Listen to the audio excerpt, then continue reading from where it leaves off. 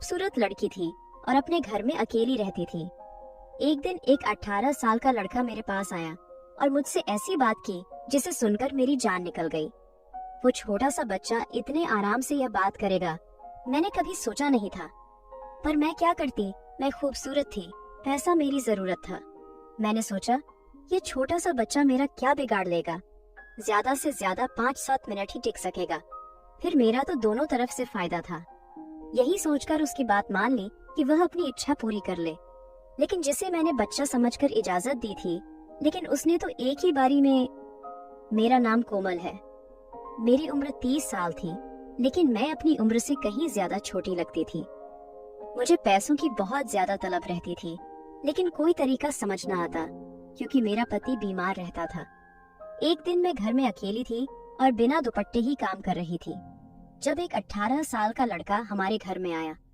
जिन नजरों से वो मुझे देख रहा था, मुझे समझ आ गया था कि वह क्या चाहता है।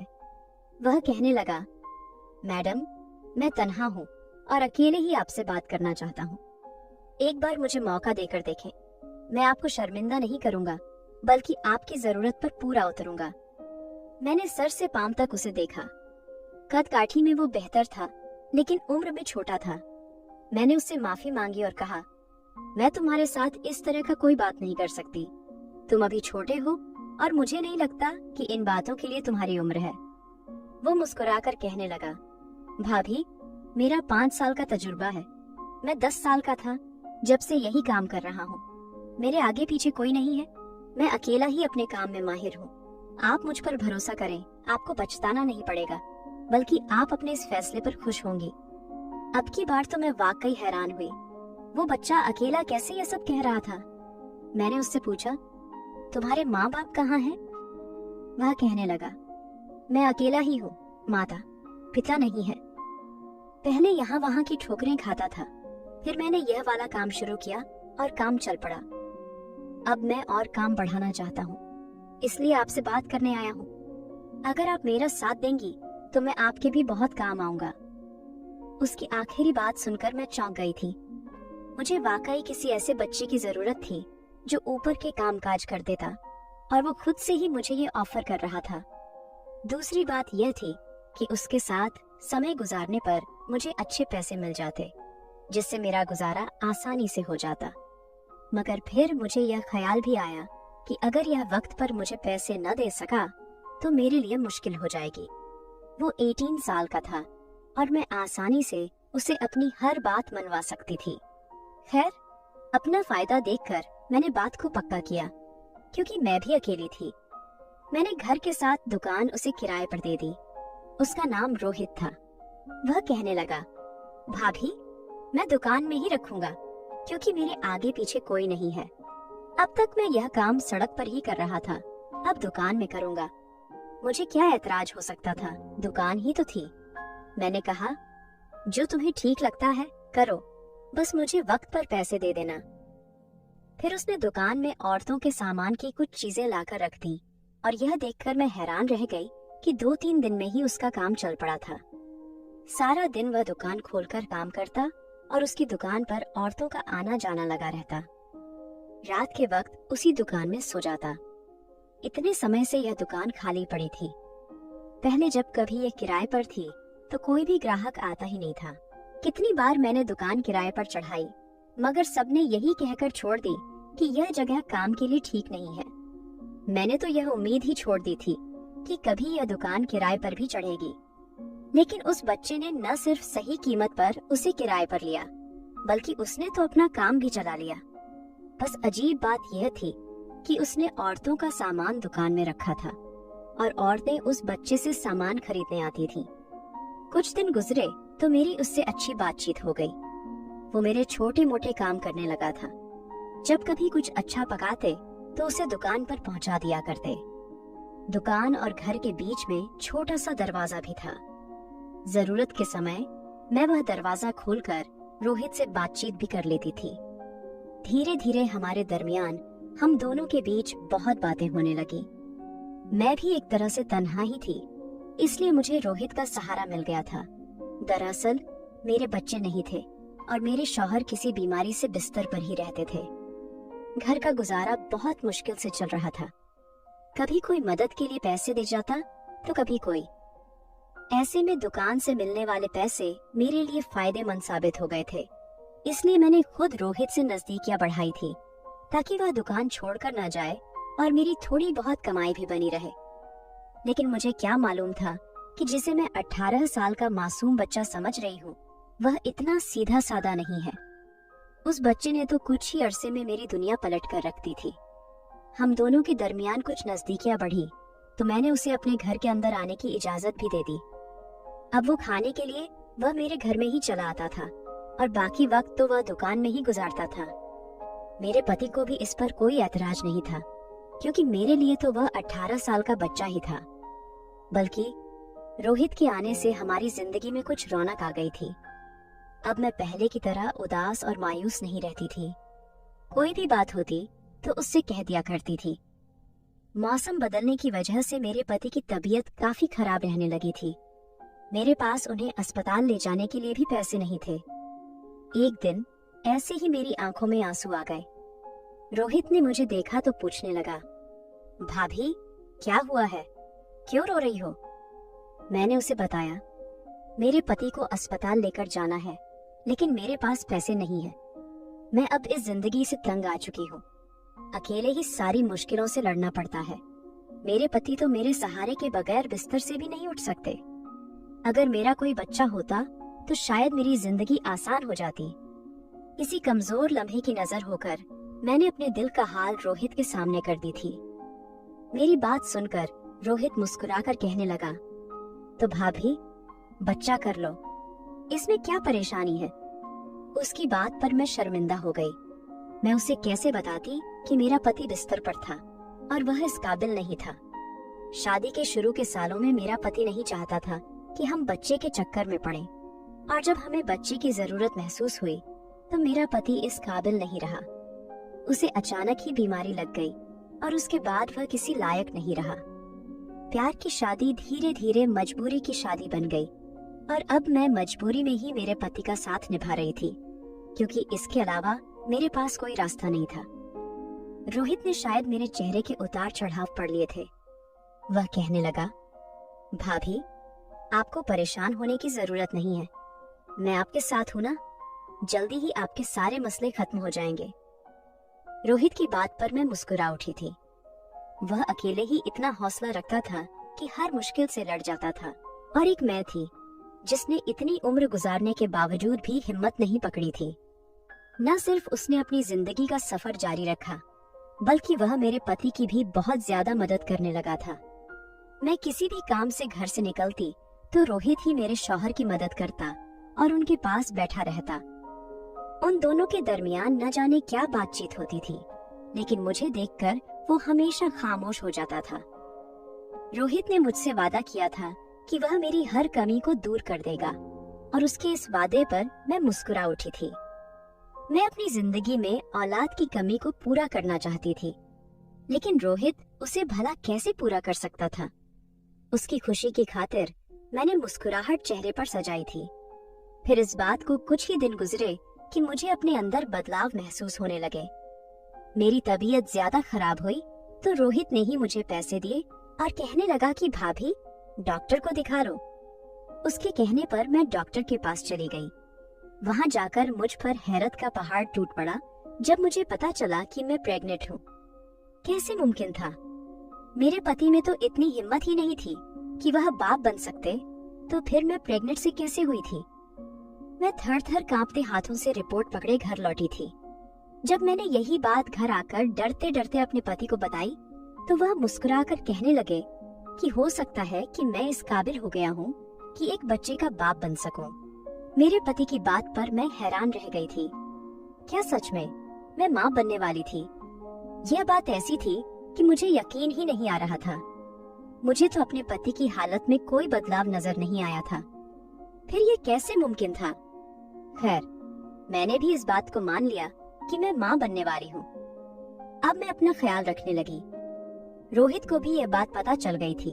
वह भी बड़ा खुश था, जैसे उसके घर बच्चा होने वाला हो। जब भी दुकान का काम खत्म हो जाता तो वह सीधा हमारे घर आ जाता। वो मेरे पति की बहुत मदद करता, क्योंकि अब तो मेरी हालत भी ऐसी नहीं थी। पहले वह मेरे पति के पास आकर काफी देर बैठा करता था, इसलिए मुझे लगता था कि रोहित के आने से मेरी जिंदगी बदल गई है। अब तो वह मेरे लिए कभी फ्रूट लाता तो कभी जूस। उसकी दुकान भी ठीक ठाक चल रही थी। और फिर ऐसे ही दिन पर दिन गुजरते चले गए और फिर पूरे 9 महीने बाद जाकर मैंने बच्चे को जन्म दिया। वह ना ही मेरे जैसा था और ना ही मेरे पति जैसा, बल्कि हैरान करने वाली बात थी कि वह हूबहू रोहित के जैसा लग रहा था। मैं कभी अपने बच्चे की शक्ल देखती तो कभी रोहित की। फिर मैंने खुद ही हंसकर ऐसी बात कही कि मैं चौंक गई। कहने लगा, भाभी, दिन रात आपने मुझे इतना ज्यादा देखा है कि आपका बच्चा भी मेरे जैसे लगना लगा है। कहते हैं कि जिसे माँ उन दिनों में ज्यादा दिखती है, बच्चा उसी पर जाता है। रोहित की बात पर मैं ना सिर्फ चौंकी बल्कि शर्मिंदा भी हुई। इतनी कम उम्र में ही उसे इन सब बातों की भी जानकारी थी। मेरी गोद में बच्चा आ गया था। मेरी खुशी की इंतहा नहीं थी। मैं अपने बच्चे को लेकर घर आई तो जैसे मेरी जिंदगी में बाहर आ गई, लेकिन अब खर्चा पहले से भी ज्यादा बढ़ गया था। समझ नहीं आ रहा था कि यह खर्चा कैसे पूरा होगा। फिर रोहित ने ही मुझे बच्चे के खर्चे के लिए भी पैसे देने शुरू कर दिए। मेरी और मेरे बच्चे की जिम्मेदारी उसी ने पूरी तरह उठाई थी। बल्कि हमारी क्या, मेरे पति के लिए भी वह बिल्कुल भी गैर नहीं रहा था। मैं तो उसे छोटे भाइयों की तरह रखने लगी थी, क्योंकि उसी के कारण हमारे हालात अच्छे हो गए थे। फिर मेरा बच्चा 6 महीने का हुआ और मुझे पता चला कि मैं फिर माँ बनने वाली हूँ। मैं फिर से हैरान रह गई, इतनी जल्दी मैं दोबारा कैसे हो गई थी, जबकि मेरी शादी को तकरीबन 8 साल होने वाले थे और अब तक एक बार भी ऐसा नहीं हुआ था। मुझे डर लग रहा था कि मैं इतनी जल्दी दूसरे बच्चे की जिम्मेदारी कैसे उठाऊंगी। मेरा तो पहला बच्चा ही छोटा था और फिर मेरे पति की जिम्मेदारी अलग। मैं इसी परेशानी में थी कि मेरे पति ने मुझे समझाया और कहने लगे कि जब भगवान की तरफ से फिर खुशखबरी मिल रही है तो इनकार ना करो और इसे ले लो। जहाँ पहला बच्चा पैदा होकर हमारे पास आ गया है, वहीं दूसरा आ जाएगा। मैंने सर झुकाकर अपने पति से कहा कि हमारी जिम्मेदारी रोहित के कांधे पर है, जो हमारा कुछ नहीं लगता। अब यह बच्चा आएगा तो इसका खर्चा भी रोहित के कांधे पर आ जाएगा। मेरा दूसरा बच्चा भी इस दुनिया में आ गया। मैं 2 बच्चों में इस कदर खो हो गई कि मुझे मेरे पति का ख्याल रखने की फुर्सत ही नहीं होती। उन्हें तो रोहित ने ही पूरी तरह संभाल लिया था। वक्त बहुत तेजी से गुजर रहा था। अब तो मेरा और रोहित का साथ इस कदर दोस्ती हो गई थी कि हम एक दूसरे से दिल की हर बात कहने लगे थे। मैं सारा दिन बच्चों के पीछे पागल होती और रात को थक कर गहरी नींद सो जाती। रोहित अक्सर रात को मेरे बच्चे संभालने के लिए जाया करता था और वह उन्हें अपने साथ सुला लेता था। यह बात भी मेरे लिए बड़ी हैरान करने वाली थी कि 18 साल का बच्चा किस तरह सारी रात 2 बच्चों को आसानी से संभाल लेता है। रोहित ने मुझसे कभी इस बात की शिकायत नहीं की थी कि बच्चे उसे तंग करते हैं या उसकी नींद खराब होती है, बल्कि वह बहुत खुशी से मेरे बच्चे ले जाता था और मुझे भी सुकून का सांस मिलता था। हर तरह की जिम्मेदारी रोहित ने उठा ली थी, चाहे वह मेरे कपड़ों की हो या बच्चों की। कम उम्र में ही वह हमारा पूरा घर चला रहा था, लेकिन मुझे शर्म आती थी क्योंकि वह बिल्कुल गैर था। अचानक रोहित किसी काम से कमरे में आ गया। वैसे ही बेधड़क मेरे कमरे में आ जाया करता था। उसने मेरी बात सुन ली और फिर आंखों में आंसू ले कहने लगा, आप मुझे गैर समझती हैं। मैंने तो आपको अपना सब कुछ मान लिया है। मैं आप लोगों की खातिर कुछ भी कर सकता हूँ। मैं जान गया हूँ कि आप फिर से माँ बनने वाली हैं। आप अपना ख्याल रखें, खर्चे की फिक्र आप ना करें। आपकी दुकान में बहुत काम है, जो आपके नसीब से मुझे यह सब मिल रहा है। वह ऐसे ही बातें करता था, इसलिए मुझे वह और भी अच्छा लगने लगा। 3 बच्चों की माँ बनने के बाद मैं पूरी तरह बदल गई थी। मेरे अंदर अब पहले जैसी उदासी बाकी नहीं रही थी। सारा दिन कहाँ गुजरता था पता ही नहीं चलता था। यहाँ तक कि मैंने अपने पति को भी नजरअंदाज कर दिया था। एक रात मेरे तीनों बच्चे बहुत ज्यादा तंग कर रहे थे तो रोहित आ गया और कहने लगा, भाभी, इन्हें मुझे दे दें और आप सुकून से सो जाएं। मैंने खुशी खुशी बच्चे रोहित को पकड़ाए। वह हमेशा की तरह मेरे लिए दूध लेकर आया था। मेरी तरफ दूध का गिलास बढ़ाकर कहने लगा, अपना ख्याल रखा करें। मैंने दूध का गिलास पकड़ा और रोहित का शुक्रिया अदा किया। फिर वह बच्चों को लेकर चला गया, मगर तभी मेरे हाथ से दूध का गिलास छूटकर गिर गया और फिर मेरा काम बढ़ गया। मैंने दोबारा से कमरा साफ किया और सफाई करके बिस्तर पर लेट गई। कुछ ही देर गुजरी थी कि मुझे ऐसा महसूस हुआ जैसे कोई मेरे कमरे में मौजूद हो। मेरी सांस रुकने लगी थी। ऐसा लग रहा था जैसे कोई चोर आया हो। फिर मुझे अपने बिस्तर के करीब किसी का एहसास हुआ। किसी ने मेरे वजूद के साथ खेलने की कोशिश की तो मैं उठकर बैठ गई और चीखने चिल्लाने लगी। मेरी चीख की आवाज से मेरे पति की भी आंख खुल गई। मैंने जल्दी से कमरे की लाइट जलाई तो यह देखकर मेरे रोंगटे खड़े हो गए थे कि हमारे ही मोहल्ले का एक आदमी मेरे ऊपर झुकने के लिए मेरे पास खड़ा था। मैं तो उसे देखकर ही दंग रह गई थी। पहले तो वह शर्मिंदा हुआ, फिर कहने लगा, भाभी, मैंने कुछ नहीं किया। आपके शौहर ने मुझे खुद इजाजत दी थी कि मैं हर रात आपका सौदा करूं, इसलिए मैं कोई ना कोई ग्राहक ढूंढता और सौदा करता और पैसे ले लेता, फिर यही पैसे आप लोगों पर खर्च कर देता हूँ। दरअसल घर के हालात की वजह से भाई बहुत परेशान थे। वो किसी तरह इस परेशानी को खत्म करना चाहते थे और जब उन्हें पता चला कि मैं यह का काम करता हूँ तो उन्होंने खुद मुझे इस बात की इजाजत दी। मेरी चीख की आवाज पर रोहित भी दौड़ता हुआ चला आया था। रोहित को देखकर वह आदमी कहने लगा, रोहित, तूने तो कहा था कि ये अपने होश में नहीं होगी। मैं आसानी से अपनी इच्छा पूरी कर सकता हूँ, लेकिन यह तो जाग रही है। उस आदमी की बात सुनकर मेरे कदमों तले से जमीन निकल गई। रोहित भी घबराकर मेरी तरफ देखने लगा। मुझे समझ नहीं आ रहा था कि यह क्या माजरा है। वह आदमी गुस्से में बस उन्हें गालियां देते हुए निकल गया था। मैंने नफरत से रोहित से पूछा, यह सब क्या है? तब जाकर रोहित ने मुझे कहा, आपके शौहर के पास इतने पैसे नहीं थे कि वह इस घर को चला सके, इसलिए उन्होंने मुझे मजबूर किया कि मैं आपका सौदा कर दिया करूं। इसलिए जब कोई ग्राहक मिलता तो मैं आपके बच्चों को ले जाता और नींद की दवा दूध में डालकर आपको दे देता। ये तीनों बच्चे भी किसी न किसी ग्राहक के ही हैं, क्योंकि भाई तो बाप बनने के लायक नहीं है।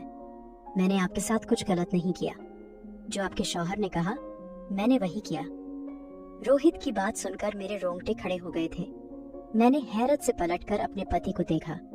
वह नजर चुरा गए, फिर खुद ही कहने लगे, मेरी बीमारी की वजह से घर के हालात खराब हो गए। मैं तुम्हें औलाद भी नहीं दे सका। खाने के लाले पड़ने लगे थे। ये सब देखकर मेरा दिल जलता था। मैं कुछ नहीं कर सकता था। इसलिए जब मुझे अंदाजा हुआ कि रोहित कैसा काम करता है तो मैंने खुद उससे कहा कि हर रात वो तुम्हें किसी न किसी को बेच दिया करे। मैं तो खुद नींद की दवाइयां लेकर सोता था, इसलिए मुझे कुछ पता नहीं चलता था। रोहित भी किसी ग्राहक को लाता और फिर सुबह होने से पहले ग्राहक लौट जाता। बच्चे होने से तुम खुश हो गई, हमारे घर के हालात बदल गए और मैं बस इतना ही चाहता था। मेरे पति की बात सुनकर मैंने अपना सर पकड़ लिया था। मुझे यकीन नहीं आ रहा था कि मेरे शौहर ने मुझ पर इतना बड़ा जुल्म किया है। घर के हालात को बदलने के लिए और मेरी गोद को भरने के लिए रोहित के साथ मिलकर उसने मेरे ही वजूद का सौदा किया है। मैं जार जार रोने लगी थी। जब रोते रोते कुछ संभली तो मैंने रोहित के आगे हाथ जोड़ दिए और कहा, हमारी जिंदगी से चले जाओ। तुम्हारे आने से पहले हम दिन जरूर काटते थे, लेकिन मेरे शौहर ने कभी मेरी इज्जत का सौदा नहीं किया था, ना ही उनके दिल में कभी ऐसा कोई ख्याल आया था। यकीनन यह सब तुम्हारी पढ़ाई हुई पट्टी है। मुझे समझ आ गया है कि तुमने औरतों की खास दुकान क्यों खोली थी। इस बहाने तुम औरतों की मजबूरियों का सौदा करते हो। मैंने रोहित को फौरन दुकान खाली करने का कह दिया था। उसकी गोद से अपने बच्चे ले लिए थे। मेरे छोटे छोटे 3 बच्चे मेरे सामने थे, जिनके बाप का मुझे पता नहीं था। मुझे तो अपने आप पर अफसोस था। मैं किस कदर बेवकूफ निकली थी जो यह जान नहीं पाई थी कि यह बच्चे मेरे शौहर के नहीं हैं। क्यों मैं उन दोनों मर्दों के हाथों बेवकूफ बन गई थी। मेरा मुजरिम सिर्फ रोहित नहीं था, बल्कि मेरे पति भी थे। लेकिन मैं क्या करती? मेरी उनसे शादी हुई थी और उनकी हालत ऐसी नहीं थी कि मैं उन्हें छोड़ देती। इसलिए मैंने मजबूरी के नाते उनके साथ गुजारा शुरू कर दिया। रोहित दुकान छोड़कर चला गया था। मैंने उसी दुकान में कुछ जमा हुए पैसे से औरतों का सामान डाल दिया और खुद वो दुकान चलाने लगी। ग्राहक तो पहले ही बन चुके थे, इसलिए मेरी दुकान चल गई और गुजारा होने लगा। मैंने अपने बच्चों को सीने से लगा लिया है, क्योंकि ये मेरे बच्चे हैं। उनका बाप कौन है ये मैं नहीं जानती, मगर मैंने इन्हें अपनी गोद से पैदा किया है, इसलिए इनके लिए मेरे दिल में प्यार कम नहीं हुई। दोस्तों, कहानी को पूरा सुनने के लिए आप सबका धन्यवाद।